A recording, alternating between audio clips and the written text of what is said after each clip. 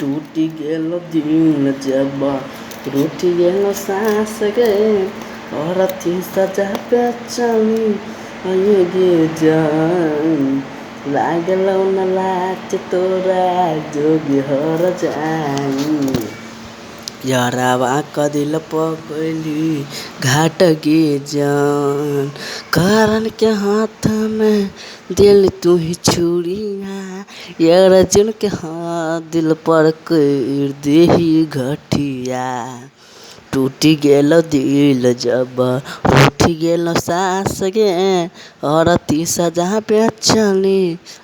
गे जान लागलो न लाज तोरा जोगी हर जाई यार वाक दिल पकली घाट गे जान लागलो न लाज तोरा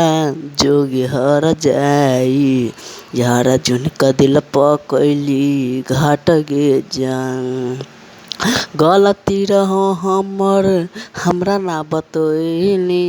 चोरी चुप जाके जन शादी रचैली आदि रचैली।